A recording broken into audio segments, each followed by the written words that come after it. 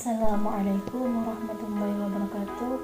Perkenalkan, nama saya Elisa Septiani dengan NIM 601200002. Di sini saya akan menjelaskan beberapa tugas yang sudah diberikan.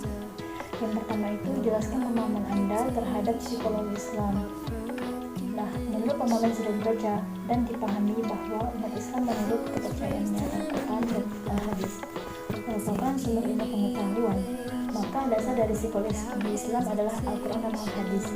Psikologi Islam adalah suatu pendekatan dalam memahami kejiwaan dan perilaku manusia yang berlandaskan konsep tauhid dengan cara bergabung antara ilmu dan iman.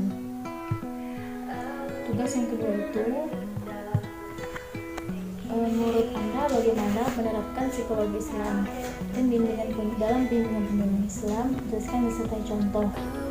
Nah, dalam kajian psikologi Islam, penerapan yang bertujuan untuk melihat keadaan jiwa pribadi dan anak pada seseorang. Nah, penerapan ini mengambil dan membantu jiwa manusia yang harus kita pahami sebagai seorang penyuluh Islam. Nah, dalam bimbingan Islam, cara kita sebagai penyuluh ini menerapkan psikologi Islam dengan cara berperilaku yang lemah lembut, perlahan agar masyarakat dapat memahami bahwa psikologi Islam itu ada. Nah, contoh dari seseorang yang pertama yaitu seorang yang mengalami depresi berat. Maka dari itu psikologi Islam memberikan dan membantu agar orang yang mengalami depresi berat agar selalu memohon pertolongan kepada Allah melalui sholat dan selalu sabar berdoa, tidak lupa juga.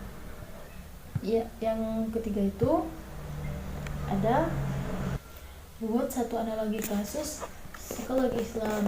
Nah, di sini saya akan mengambil salah satu kasus. Nah, kasus di sini banyak sekali sebenarnya, tapi yang saya ambil di sini yaitu dampak bermain game online terhadap pelaksanaan ibadah. Nah, berkembangnya teknologi memiliki banyak potensi untuk meningkatkan pengetahuan.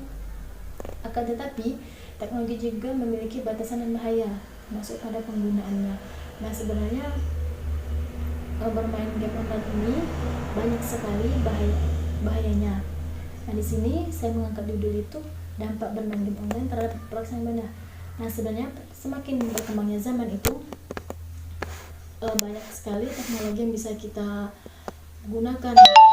Misalnya gadget itu sebenarnya sangat bermanfaat jika kita menggunakannya dengan cara positif. Nah, jika dengan cara negatif ini, itu tadi kita bermain game sehingga lupa untuk melaksanakan sholat, beribadah, semuanya kita lupa, dan belajar pun juga kita lupa karena sudah kecanduan tadi.